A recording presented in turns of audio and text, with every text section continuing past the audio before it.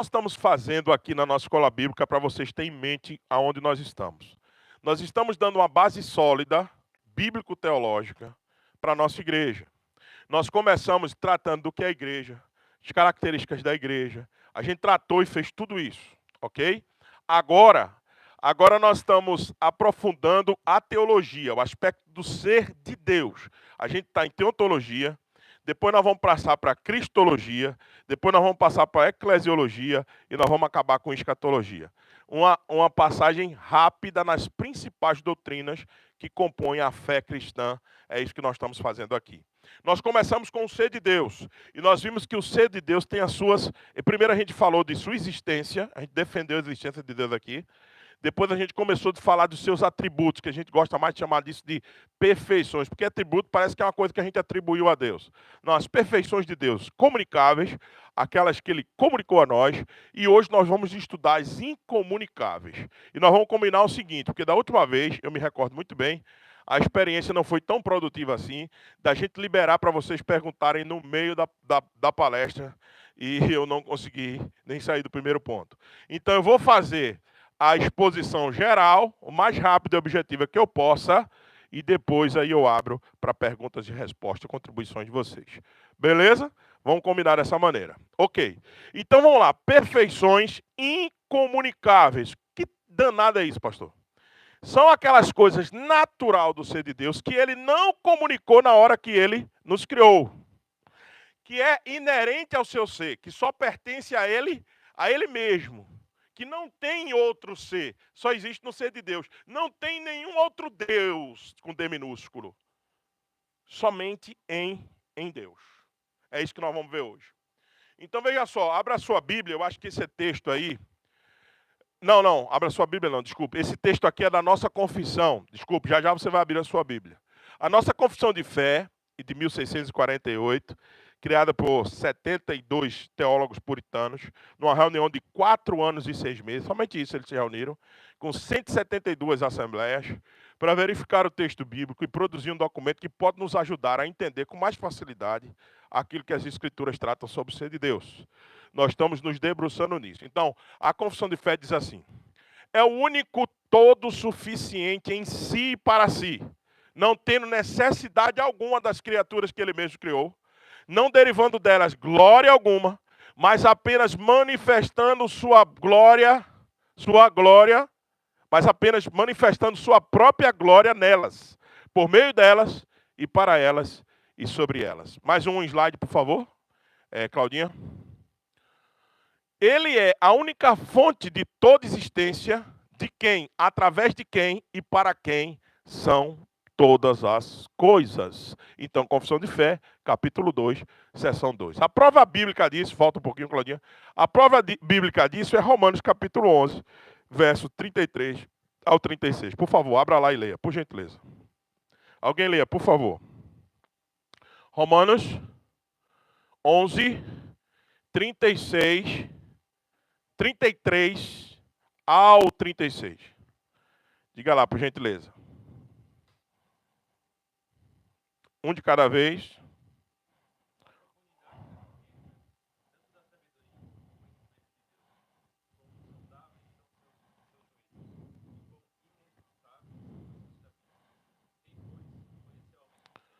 Um pouquinho só, Brunão. Volta um pouquinho nesses dois adjetivos. Ó, profundidade da riqueza, tanto da sabedoria como do conhecimento de Deus. Quão o quê? Insondáveis. Não se pode sondar. Não se pode averiguar. O quê? Insondáveis. Os seus juízos, como Deus julga as coisas. Continue. Inescrutáveis. Sabe o que significa esse palavrão? Você não pode prescrutar, você não pode investigar, você não pode, na linguagem mais comum da nossa terrinha, fuçar, né? Escavacar, escavucar. Você não pode fazer isso. Continue. Sim, continue, por favor, agora pode ir. Uhum. Uhum. Uhum.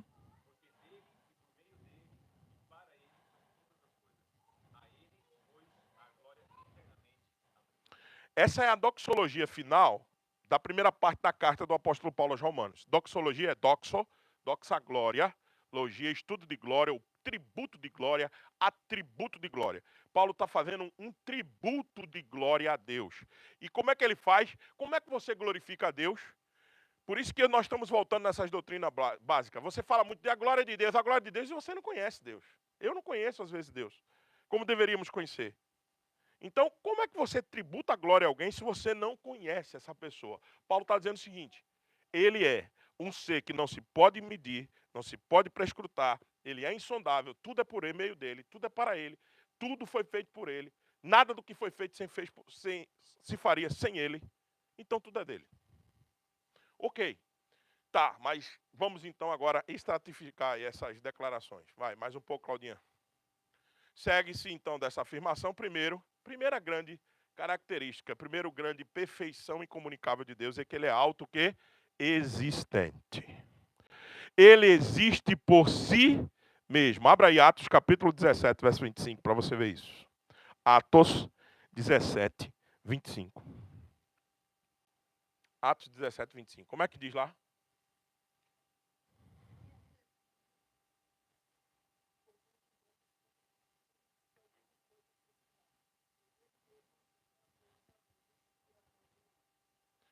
Vocês ouviram o que o Rodrigo disse? Ele não é servido por ninguém. Todos nós somos servidos por alguém, de alguma maneira. É ou não é? Isso é claro. Alguém sempre nos serve. Ou a gente compra esse serviço, ou às vezes a gente recebe o serviço de graça. Mas alguém sempre nos serve. Deus não é servido por ninguém, ou seja, ele não tem necessidade do serviço de ninguém. Aí você pode dizer assim, mas pastor, então por que existe igreja? Existe igreja para que ele manifeste nela a glória dele. Isso foi amor que ele quis fazer com a igreja, mas que ele precisa do nosso serviço, não, senhor. Ei, você duvida que se Deus quisesse salvar o mundo inteiro, ele fazia assim, e salvaria todo mundo, e não precisava do trabalho da igreja. É lógico. Ele não precisa do nosso serviço. Eu paro para pensar nisso. Deus não precisa do seu serviço. E não precisa do meu serviço. Ele quis usar o nosso serviço por causa de nós mesmos, para melhorar a gente, para aperfeiçoar o caráter dele na gente. Não que ele precise do seu serviço, queridão. Ele levanta outro, vai embora, vai com carinha, vai fazer biquinho, vai embora. Ele vai botar outro no lugar, tranquilamente. A obra é dele. Você que sabe. Deus vai sempre se utilizar daquilo que ele quer para atingir os seus objetivos. Você não impede o objetivo de Deus. Eu não impeço os objetivos do Senhor. Ele é autoexistente em si mesmo. É isso que está sendo dito. O Rodrigo acabou de ler. Paulo está onde? Está no Areópago, pregando para os gregos, filosofia grega. Ele chega e diz, tem um Deus desconhecido. Ele diz, olha, é sobre esse Deus que eu quero falar. Aí ele aponta para o altar desconhecido e tome revelação nos caras. E o que ele diz? Repete de novo, Rodrigo. Esse verso é muito importante para a nossa vida. Diz lá, Rodrigo. Não pode ser servido pela gente. Não precisa ser servido pela gente. Ele não precisa de nada da gente. Ele dá vida, a vida está nele, ele distribui quem ele quer. Respiração e tudo. Teus bens, tua propriedade, tudo é ele que te dá. Entende? Isso é autoexistência. Coloca lá, Claudinha, para a gente ver. Isso significa que a sua existência é independente de qualquer outra coisa de criatura. Ele existe e continuará existindo. Você existe porque ele quis que você existisse e você não continuará existindo se ele não quiser que você exista. Entende? Ele é diferente de você, de mim. Ele é totalmente outro. Ele é outro ser. Quando a gente vem aqui para adorar, a gente está adorando uma categoria de ser que a gente não sabe completamente quem ele é. Você não tem nada que você compare a Deus. Nada. Ele existe em si próprio. Volto só um pouquinho, Claudinha, para ver se no final eu consegui. Isso. Ele existe e continuará existindo. Ele é a única fonte de toda existência. Mais um pouquinho. Vai, Cláudia. Segunda característica dessa perfeição é que ele é independente, viu? Ele é independente. Ele autoexiste e ele não depende de nada. Veja, não é influenciado por nada. Ninguém em seu ser, seus propósitos, suas ações, de todos os demais seres. Ele não pode. Veja, coloque lá, Cláudia. Independente, vamos lá. Ele é independente em seus planos. Salmo 33, 10. Por favor, abra lá, por favor. Por gentileza. Salmo 33, 10.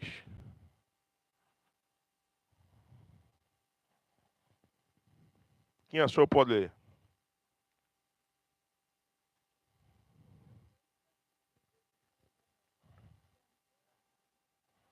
O Senhor frustra os desígnios das nações e os intentos dos povos. Todos os planos dos povos o Senhor pode anular. Continue, Milka, por favor. Ah, já acabou?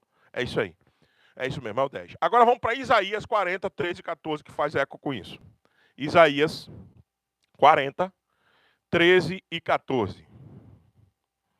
Como é que se diz lá?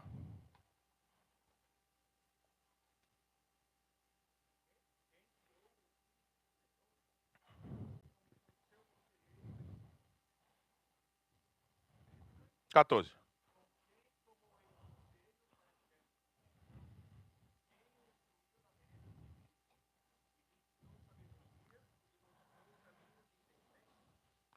Meus irmãos, o nosso Deus é aquele que não tomou conselho com ninguém para criar todas as coisas. Ele tomou com ele mesmo. Pai, Filho, Espírito Santo, a Trindade Santa.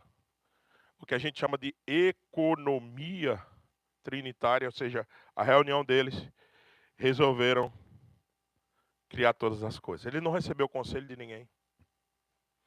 Ninguém deu nada a ele para que ele possa ter que agora devolver. Veja, ele é independente em seus planos. A independência do Senhor é algo que a gente tem que defender.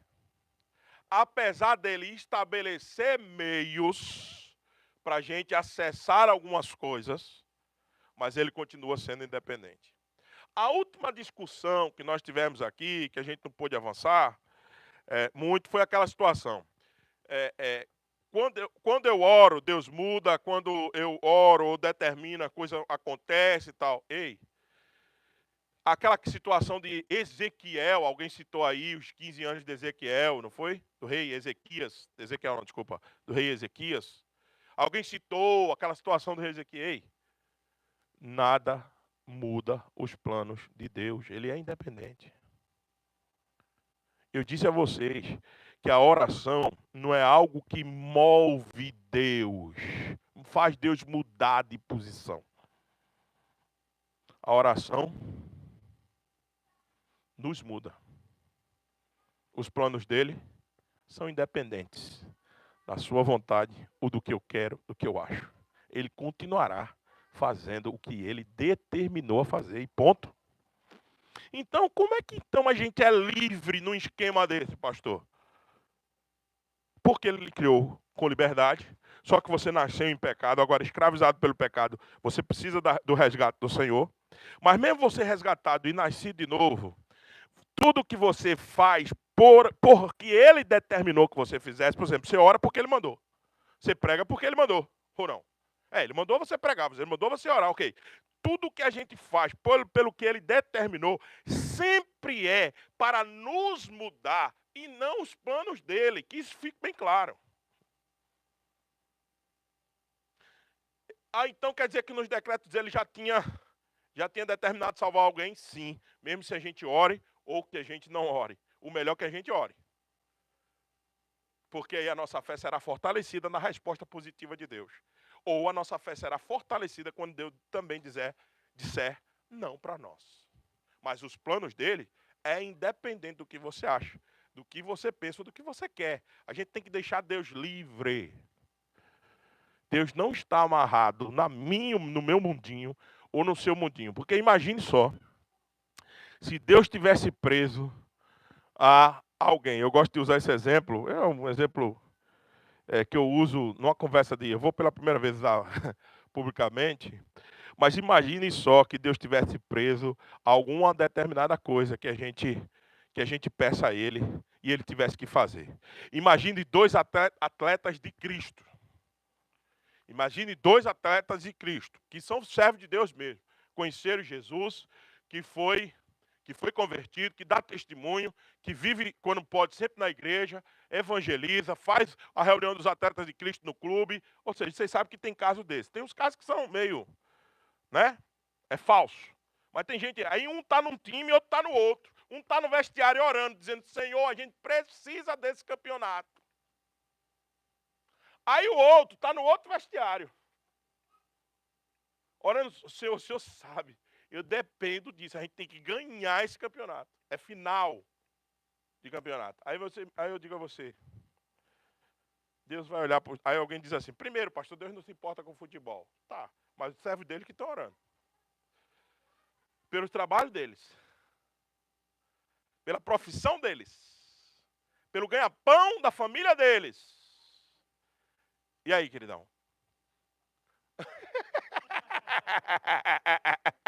Boa. Empate. Entende? Aí veja, Deus vai se mover para que lado? O lado que seu decreto já tenha apontado. E ele fez isso antes da fundação do mundo. Os dois podem orar. A fé dos dois será fortalecida, mas só vai cumprir-se aquilo que estava nos seus decretos. Entende isso? Você incentiva que os dois orem, mas o resultado vai ser como Deus já tinha colocado nos seus planos.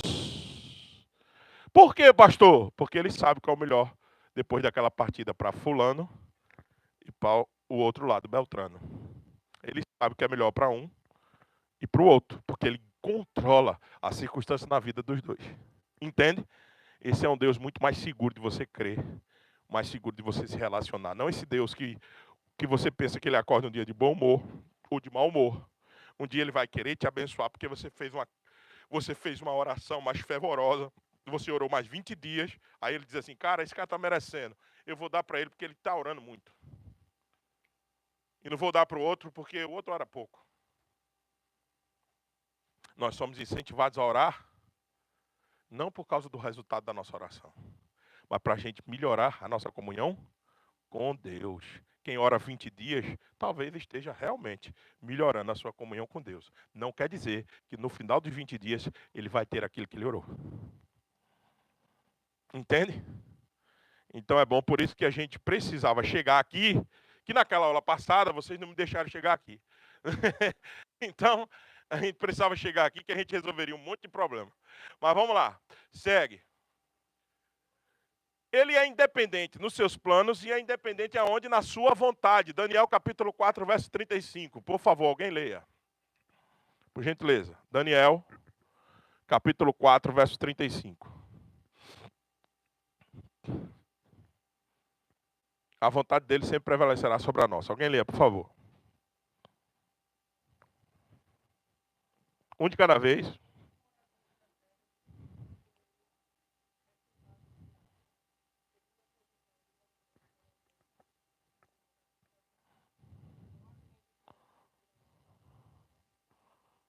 Perfeito, esse texto é profundo. Isso aí é Daniel capítulo 4, está saindo da boca de quem? Ei, está saindo da boca de quem? Esse é um texto terrivelmente revelador. Nabucodonosor, queridão, rei da Babilônia, sem nenhum compromisso com Deus, sem nenhum compromisso de adoração a esse Deus, sem nenhum compromisso de servi-lo. E Nabucodonosor abre a boca, agora vamos ouvir de novo o que um rei da Babilônia diz a respeito de Deus. Observa. Diz lá, Rodrigo. O homem mais poderoso da época dizendo, nós somos nada diante desse cara aí.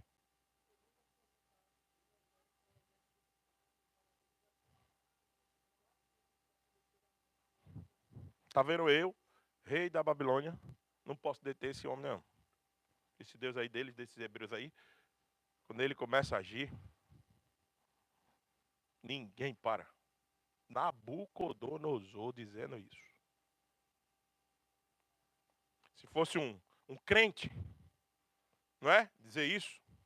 Mas um ímpio, um rei ímpio, muito poderoso, abrir a boca e dizer, quando esse Deus deles aí Israel, começa a agir, meu amigo. Ninguém supera ele, ninguém para ele, ninguém detém a vontade dele. Acabou-se, ele vai fazer. Isso é porque Deus é independente como? Na sua vontade. Deus não depende da gente para querer ou não querer. Deixa eu ver se essa igreja aqui de Tampa, eles querem mesmo. Ele fica olhando, né? Eles estão querendo. Então eu vou querer também. Não é assim, minha gente. Quem quis, de nós que aqui estamos, propositadamente, tinha planos na sua vida, né, Brunão?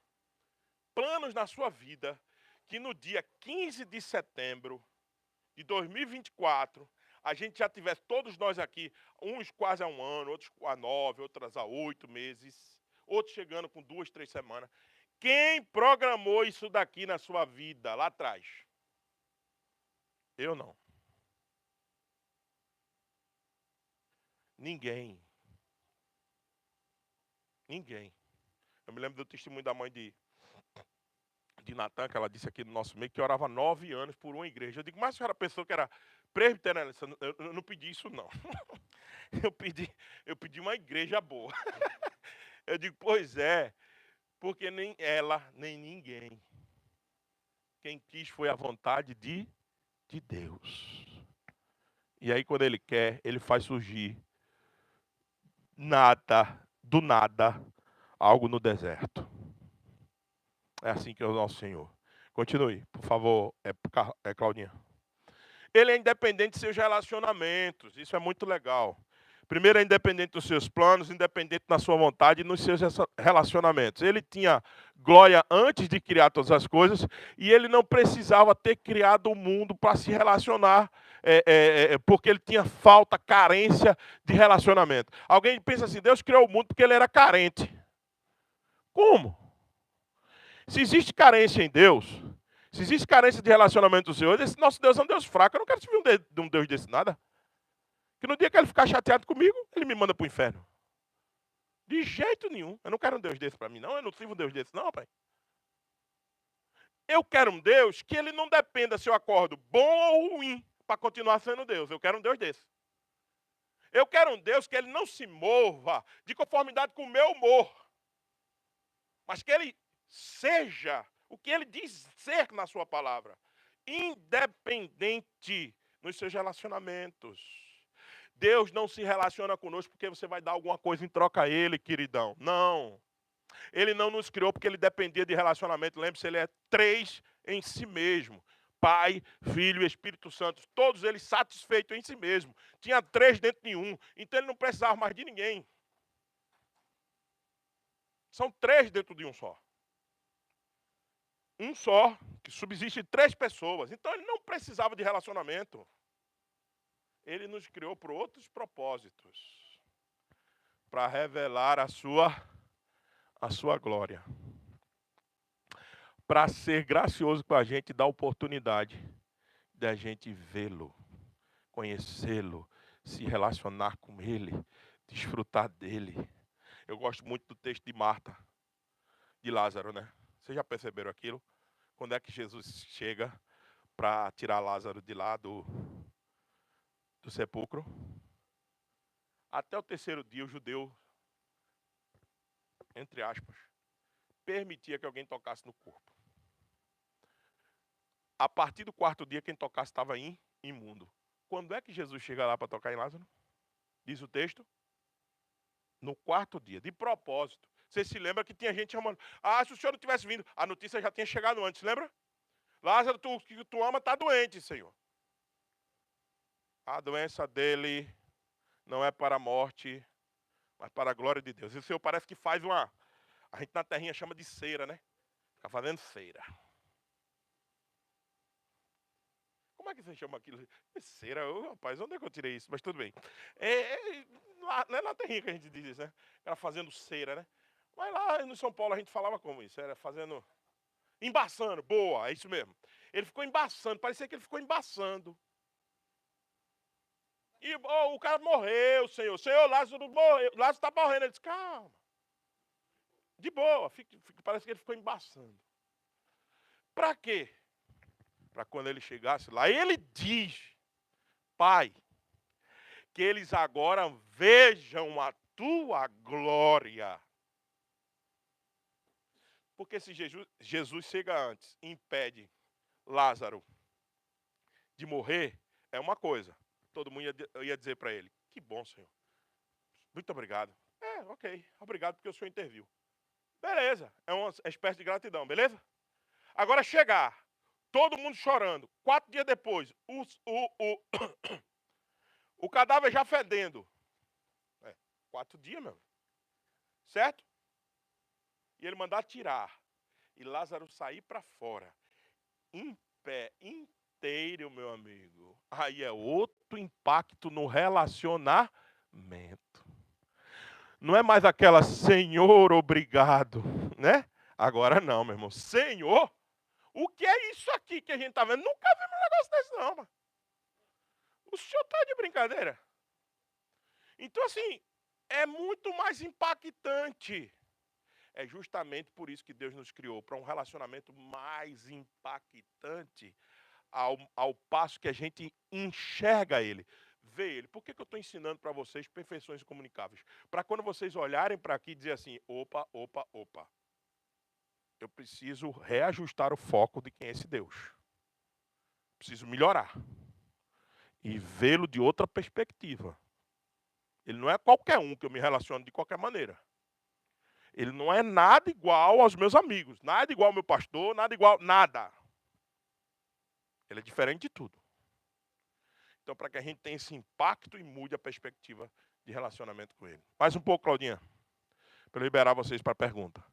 E a última coisa, nessa característica da perfeição, ele é absolutamente soberano. Controla tudo através de sua santa vontade e tudo é para o seu ele. Que danado foi isso que escreveram aí? Quem foi que escreveu isso? Vou demitir-o.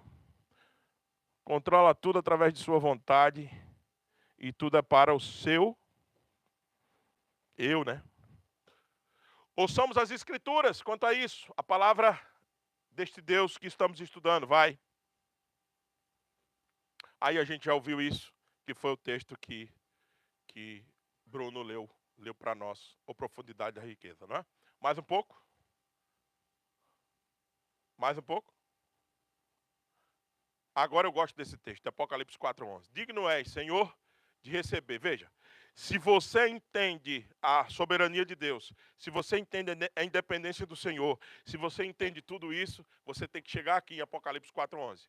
Digno és, Senhor, de receber glória, honra e poder, porque tu criaste todas as coisas e por tua vontade são e foram criadas. Louvado seja esse Deus para sempre. Mais um pouco? Aplicações. Vamos lá. Depois de tudo isso, primeiro, precisamos revisar nossa relação com Deus. Ele é Senhor e não nosso servo. Um Deus desse é um Deus que você não manipula, que você não põe na parede, que você não põe não encosta na parede e diz, o Senhor dá, o Senhor não é Deus. O que mais me chateia nessas igrejas de hoje é que elas criaram um Deus fraco, falho, que fica na dependência de crente bicudo que faz mimimi. Ah, não, estou chateado com Deus. Problema seu que você está chateado com Deus. Ele não vai mudar em nada porque você está chateado com ele. É um problema seu. Pô, sabe por que você está chateado com Deus? Porque você não sabe quem ele é e quem você é. Aí por isso você está chateado com ele. Por isso que a gente tem que estudar de novo quem é Deus. Tem muita gente que se relaciona com Deus que ele criou na cabeça e que ele manipula. Ó, o Senhor vai fazer assim. Ou então ele fica com superstições. Vive a vida todinha sem Deus, aí quando está para resolver um problema, uma situação, aí quer mostrar-se crente, fazer jejum, orar muito, como que Deus fosse mudar, porque ele agora resolveu ser crente. Ei, mude a sua perspectiva de quem é Deus. Precisamos revisar nossa relação com Ele. Manter sempre uma atitude de adoração e reconhecimento de sua glória. A gente vive, às vezes, como servos pidões, meus irmãos, que vive só pedindo, e não reconhece nunca quem ele é, a glória dele. Você não dá um aleluia, você não diz assim, glorificado seja o teu nome nessa manhã, Senhor, porque eu posso contemplar a beleza que o Senhor criou e ver que o Senhor é maravilhoso. Qual foi a última vez que você orou de manhã assim? Não, sabe quando você acorda? Senhor, pelo amor de Deus, me ajude no meu trabalho hoje. Senhor, me dê força no meu trabalho. Senhor, pelo amor de Deus, eu tenho aquela situação para resolver. Eu preciso daquilo, Senhor. Por favor, Senhor. Aí a gente se torna crente pidão, ao invés de ser adorador desse Deus. De reconhecer sua glória. Eu estou dizendo que pedir errado? Não. Eu estou dizendo que só ficar pedindo é errado. É você entender que ele é muito maior do que as suas necessidades. Mais um pouquinho, Cláudia. O que aconteceu aí, Claudinha?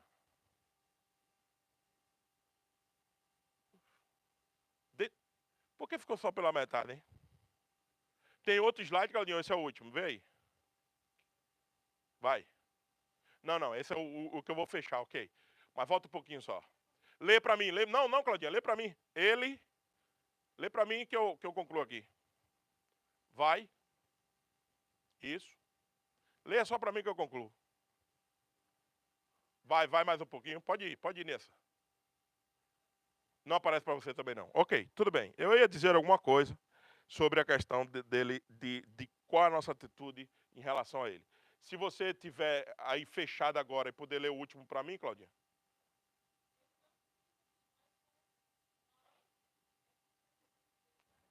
A implicação prática é o seguinte: viva como você precisasse do Senhor para tudo e como ele não precisar de você para nada. Por quê? Porque isso vai mudar a sua forma de servir dentro da igreja.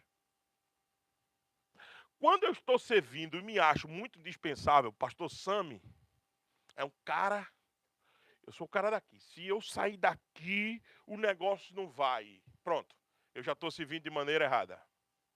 Eu não estava aqui quando ele chegou, quando ele trouxe vocês. Quem trouxe foi ele. Então, isso, se eu sirvo e vivo como ele não dependesse de mim, aí eu começarei a me doar mais e serei mais grato por estar servindo, entende? Por servir para alguma coisa nessa vida. Aí eu modifico meu relacionamento com ele. Senhor, obrigado. Obrigado porque o Senhor está me usando da minha pecaminosidade, da minha limitação, mas o Senhor está me usando aqui. Agora, tem cara que se relaciona com Deus assim, né? Ele sabe que eu sou. Ele sabe que eu sou o cara. Ele não pode me tirar daqui. Ele não tem coragem de dizer e abrir a boca, mas ele se comporta dessa maneira. E as pessoas se comportam dessa maneira. Elas são as donas da igreja, são as donas dos ministérios. Quer ser dono lá no seu trabalho. Sabe? A empresa que é dele. Diz aqui quem manda sou eu. Quem não quiser, suma. Como ele conseguisse sozinho, que não fosse Deus que tivesse ajudado. Entende? Então, quando você está na perspectiva de que ele não precisa de nada seu e você precisa de tudo dele, você muda o relacionamento no trabalho, na vizinhança, na igreja, no casamento. No casamento. Você já pensou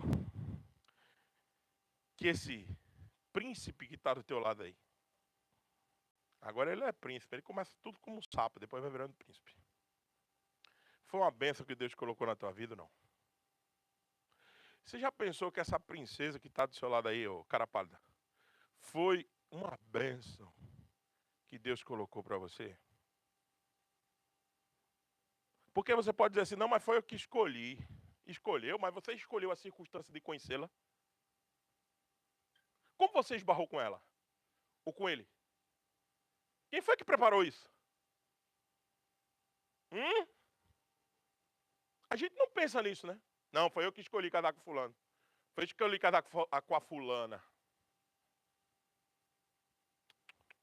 Você nem a circunstância para conhecê-la tinha, mané. Ei,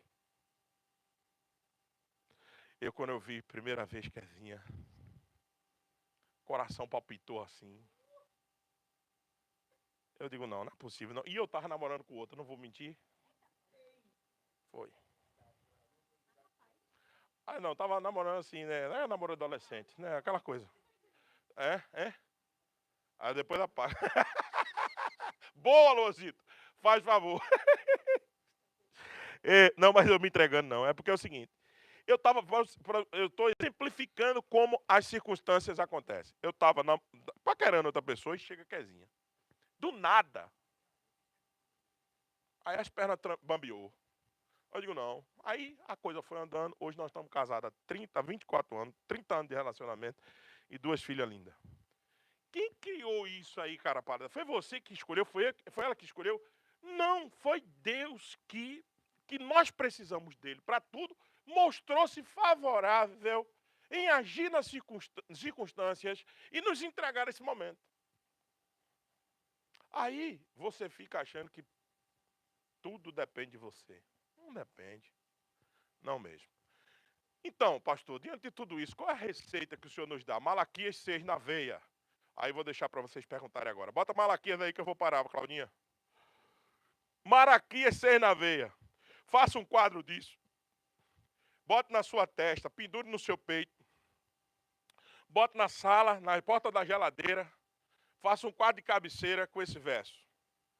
E ele, Deus, te declarou ao homem o que é bom e que é o que o Senhor pede de ti. Esse Deus soberano, incomparável, infinito. O que é que o Senhor pede de nós e é bom para nós? Que pratiques a justiça, ames a misericórdia e andes humildemente com o teu Deus.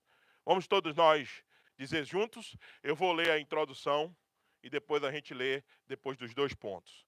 E ele te declarou ao homem o que é bom e o que é que o Senhor pede de ti. Todos nós juntos. E pratiques a justiça, e ames a misericórdia, e andes humildemente com teu Deus. Seja justo, tenha misericórdia de todos.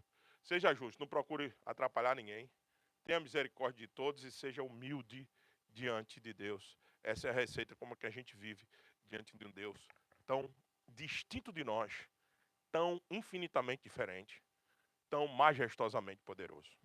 É assim que a gente vive. Parando por aqui. Vamos lá, aberto. Perguntas, pensamentos, contribuições, por gentileza. Vamos lá. Microfone para poder sair na live. Quem que pode me ajudar aqui? Peraí. Eu disse Malaquias, foi? É Miqueias. O cara errou de novo. O cara errou, eu vou demitir o cara. Não, mas tá aí, tá em pé. Gente, eu disse Malaquias, perdão, Miqueias 6:8. Vamos lá. Quem quiser contribuir e perguntar. Neemias aqui, Luan, por favor. Uma contribuição, Jesus ele quebrava paradigmas, né, em relação a nós, né? Uhum. Lázaro, eu nunca tinha reparado nessa história de depois do 4º dia ele vai lá e fala, Lázaro, vem para fora. Ô Jesus, você tá tirando? Já passou, né? Uhum.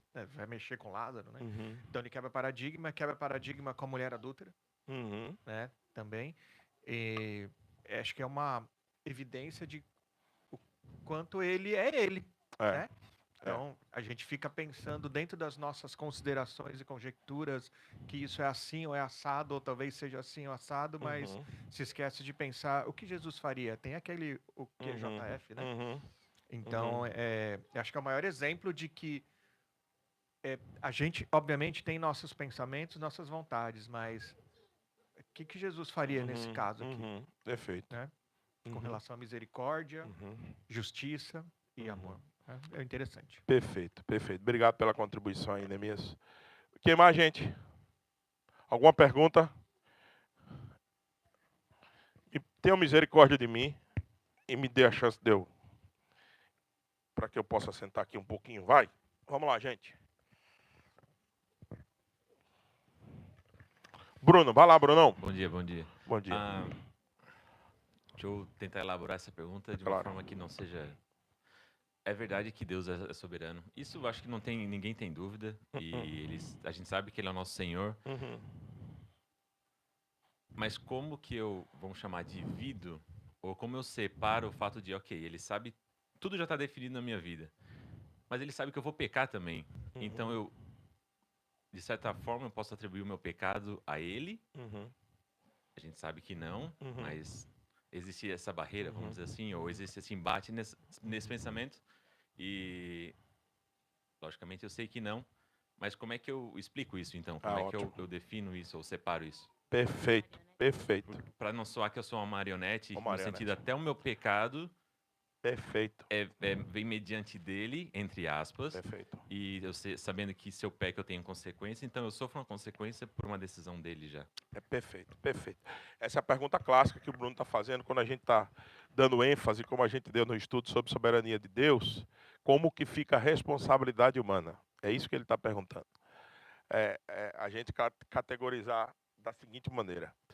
Veja, são duas coisas que a gente tem que manter de pé.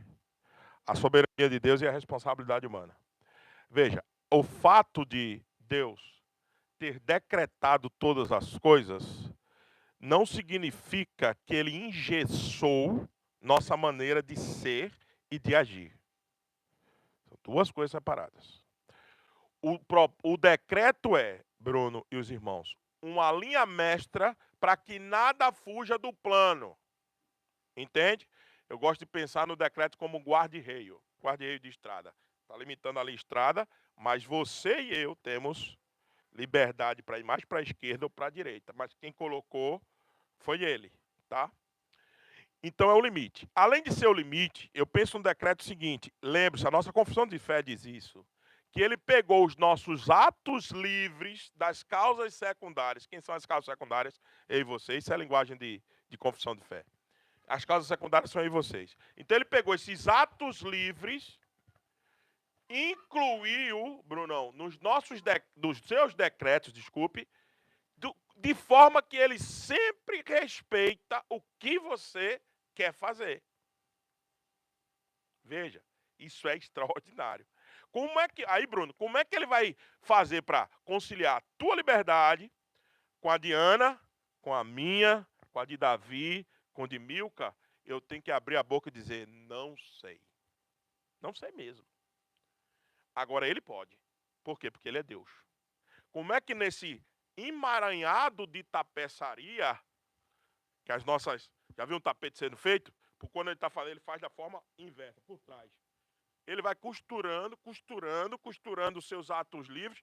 E você está olhando, isso não vai dar certo. Você já viu um tapeceiro? Isso vai ficar feio demais. Quando ele vira o tapete, está aquela obra de arte linda.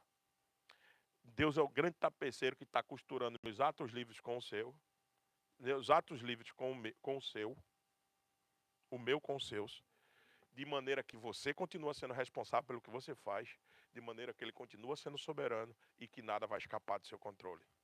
Exemplo prático, pastor. Eu gosto de... Abre aí, por favor, Atos capítulo 2, versos 23. Acho que é isso, se não me falha a memória. Atos capítulo 2, por favor. Aqui está a responsabilidade humana, Bruno e os irmãos, e a soberania divina exposta em Atos 2, 23, quando no sermão de Pedro. Vocês se lembram disso? Leiam, por gentileza, como é que está lá. Acho que é 2,23 mesmo. Sim, por favor.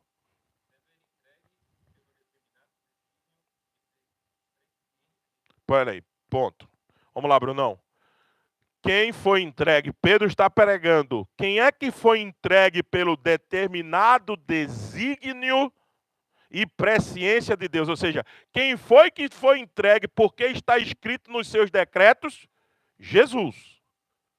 Olha lá, desígnios e presciência tem a ver com decreto. Tem a ver com o plano de Deus antes da fundação do mundo. Beleza, olha o que Pedro está dizendo. Pedro tem a consciência do que a gente está trabalhando aqui. Pedro, há 2000 anos, sabia do que a gente está trabalhando hoje aqui na escola bíblica. Com a pergunta de Bruno. Pedro disse, ele foi entregue por causa dos decretos de Deus. Ponto. Agora ele só ficou nisso? Não. Olha a sequência. Diz lá, Bruno.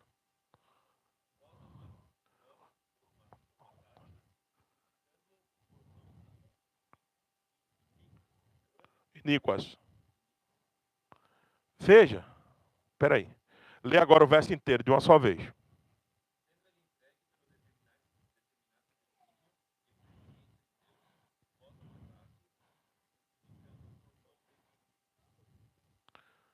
Vocês podem perceber a profundidade de um verso desse? Ele foi entregue pelo determinado desígnio de Deus, a vontade do Senhor foi que ele fosse entregue. Mas vocês, diz Pedro pregando, vocês mataram ele. Espera aí. Era por causa do decreto ou era por causa da vontade dos caras matar? Pedro coloca as duas coisas em pé. Soberania de Deus e responsabilidade humana. Foi por causa do decreto? Foi. Mas vocês não tiram a responsabilidade do pecado de vocês. Vocês mataram eles. Ele foi morto pela mão de vocês. Vocês têm sangue nas mãos. Mesmo que o decreto já tinha dito isso. Entende? Dá para... Brunão, essa é o grande paradoxo que a gente conviver. E a gente tem que ter humildade de dizer assim, eu não sei como ele vai encaixar meus atos livres com o dos outros e dar naquilo que ele quer. Eu não sei. Mas eu sei de uma coisa, que nada foge do que ele planejou e que eu sou responsável por cada atitude do meu pecado aqui, sou eu que vou dar conta. Entende? Eu sei que para nossa mente, às vezes, isso é grande. Grande demais. Eu reconheço isso. Mas essa é a coisa que a teologia sempre trabalha. A gente tem que trabalhar com alguns paradoxos, né?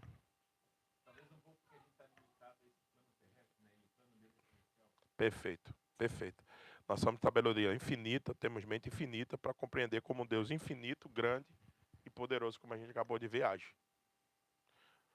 E sabe por que eu tenho que manter isso de pé? Porque lá no final, Bruno, vai ter um tribunal. Senão aquele tribunal era fake, senão a minha vida era marionete, eu não sou marionete, e aquele tribunal não é fake. Aquele tribunal é para cobrar os atos de todos os homens. Nós vamos passar por ele. Só que nós vamos estar, louvado seja Deus, escudado pelo sangue do Cordeiro. E nós vamos ser declarados apenas naquele tribunal inocente, vinde e entrai pela porta que vos preparei. Mas os outros não. Quem não está debaixo do sangue da cruz vai ser punido naquele tribunal. Então, não é brincadeira isso. Isso não é uma história que a gente inventou para os nossos filhos, né? É a realidade da nossa vida. Uhum. Deu para pelo menos clarear um pouco aí, né, Bruno? Valeu. Diga, Jorge, por favor, Jorge. Pastor, é mais uma... São perguntas, mas eu acho que para ver se a linha do raciocínio... A linha está certa, a linha do raciocínio certa. Então, assim, aquela questão que a gente discutiu anteriormente. Teve até... Não conseguiu concluir. Foi. Da questão da oração, que a gente sabe que Deus é soberano, que a vontade dele não vai ser moldada né, pela nossa oração. Mas, assim, a importância da oração é porque encarar isso como uma maneira de você se relacionar com Deus. E, assim, não sei se esse conceito é adequado, mas a gente, pelo menos eu tenho convicção de que uma vez salvo, você não perderá a salvação. Mas eu acho que se você não tem essa vida de oração, essa convicção, essa relação com Deus, talvez você viva uma vida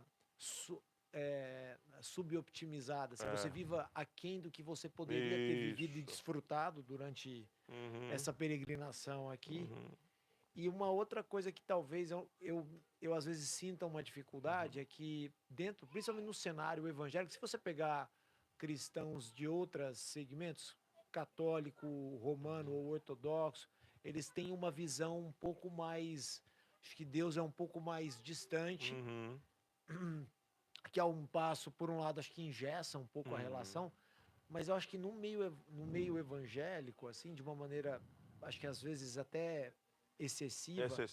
Tem essa proximidade, essa relação que eu acho que beira ao quase desrespeito, assim. E assim, eu acho que às vezes Deus tem que ser encarado, ele é amor, mas ele é um Deus santo e que, sabe, é um Deus que pune, que não tolera o pecado. Então, assim, eu não sei até que como é que ponto. isso também, como é que a nossa vida de oração, a nossa relação com Deus leva isso em consideração? Porque você comentou, tem igrejas que tentam manipular Deus ou colocam Deus como uma força que é sujeita às nossas vontades e não o contrário. Perfeito. O Jorge está preocupado com esse tipo de relação que a gente tem com Deus. Eu acho que a preocupação dele é legítima. Eu até falei isso na aula, dizendo que essa perspectiva de você entender quem Deus é tem que mudar a nossa relação com Ele. A gente não pode, né, ter uma relação qualquer com um Deus desse. Mas aí onde é que está? Eu acho que nosso Senhor Jesus foi muito preciso. E quando você tiver com dúvida de como você se relaciona com Deus na oração, lembre-se do Pai Nosso. Ou a oração dominical ensinada pelo Senhor. Lembre-se disso. Como é que ela começa? Pai Nosso, que estais nos céus. Santificado seja o teu nome, assim na terra, como é nos céus. A introdução da oração dominical mostra que o nosso Deus é um Deus transcendente que está nos céus e é um Deus imanente que é Pai Nosso. Jesus ensinou a gente na oração que você vai orar um pai, mas que não é o seu pai terreno. Que você, às vezes, age com ele de qualquer maneira, às vezes até desrespeitando. Se é um pai terreno, a gente tem que ter consideração e respeito. Imagine que está nos céus. Imanência e transcendência. Perto é um pai, mas distante, sobre nós, ele está nos céus. Então, eu acho, Jorge, que a gente precisa manter isso na nossa cabeça. Eu me relaciono com Deus como Deus e Pai, como Senhor e meu ajudador, meu consolador, aquele que está comigo. Então, se a gente manter na perspectiva da relação desse jeito, um Deus transcendente e imanente, eu acho que a gente foge do problema do catolicismo ou de outras religiões que têm uma divindade muito distante, e a gente não cai, às vezes, no besterol, me permita usar essa palavra, de alguns arraiais evangélicos que tem Deus como um boneco na mão dela, ou na mão da pessoa que ela manipula.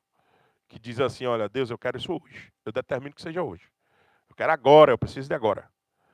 Veja, você mantendo sua visão de um Deus transcendente, um Deus imanente, um Deus que está acima dos céus e é Pai Nosso, você consegue manter uma relação saudável com esse Deus. Nem tanto no extremo, nem tanto em outro, né? Acho que talvez esse seja o caminho. Aí, Jajão. Gente, alguma coisa mais? Alguém mais?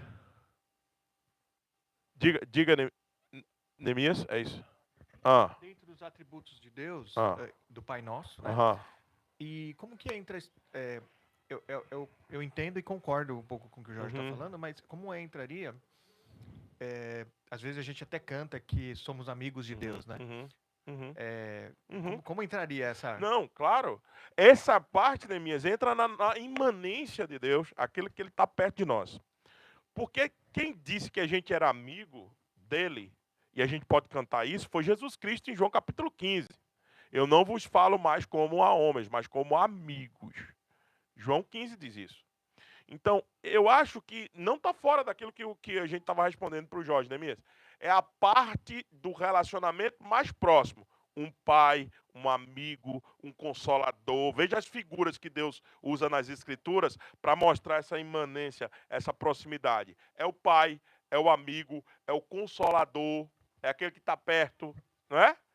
Mas é o Deus, mas é Senhor, mas é que está nos céus. Que santificado seja na terra, como o nome dele é santificado no céu pelos santos anjos.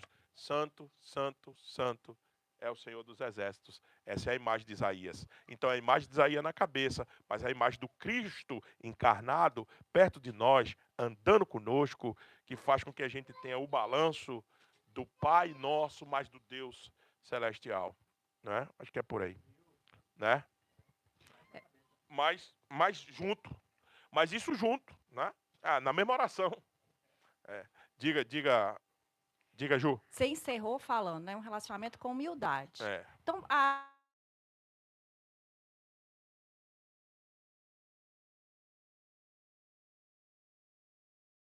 com humildade, eu acho que não vai ter erro. Você entende a soberania, como na oração. Eu oro não para que a minha vontade seja feita, né? Não para convencer Deus da minha vontade, que a minha vontade é perfeita.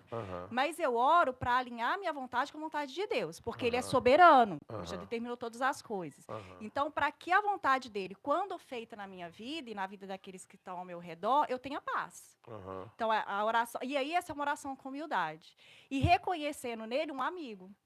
Porque um amigo vai querer seu bem e vai fazer aquilo que é o melhor para a glória dele e que é a minha, né, levando a minha salvação, o último ali, né?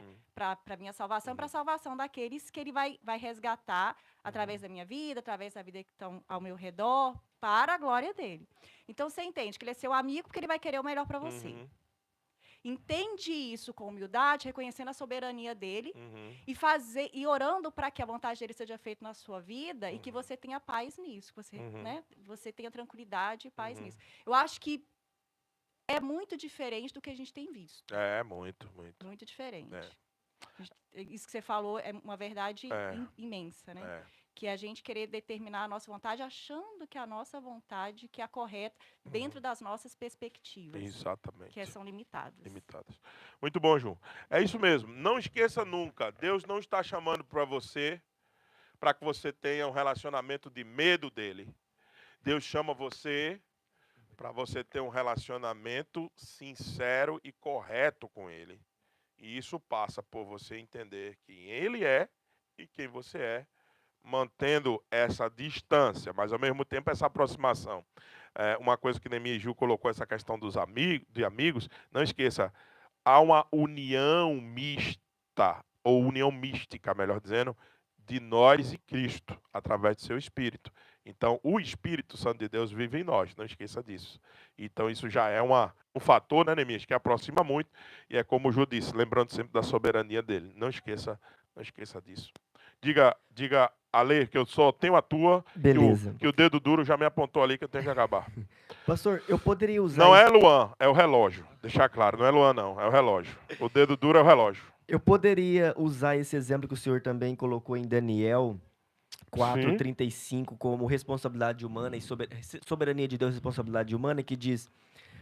eu vou pegar a parte B do versículo que fala assim: e segundo a sua vontade... a vontade de Deus, ele opera com o exército do céu e os moradores da terra. Poderia usar esse exemplo ou não? Eu não gosto de ir muito para quando o texto não tem o sentido primário de dizer isso. Qual o sentido primário desse texto, Alexandre? O sentido primário é que Nabucodonosor entendeu que Deus opera de maneira que sua vontade sempre prevalece e que ele não pode ser impedido por ninguém. E aí ele exemplifica, dizendo como é que ele faz isso, usando as hostes celestiais e o seu povo que está na terra. Ou até mesmo quem não é de seu povo, lembre-se. Ele chamou Ciro de meu servo, de meu amigo. Ciro, ímpio. Entende? Então eu acho que é nessa perspectiva que Nabucodonosor está declarando isso. Ele usa não só as hostes celestiais, mas ele usa todo mundo aqui da terra. O que ele quer usar para cumprir o seu propósito? Fazendo com a sua igreja ou sem ser da igreja. Então, assim, você colocar isso como decretos e soberania divina e responsabilidade humana, eu acho que o texto não está apontando para isso. O texto não tem esse propósito. Se concentre, você, Alexandre, e todos nós, devemos nos concentrar por que o texto está ali, qual o sentido primário dele.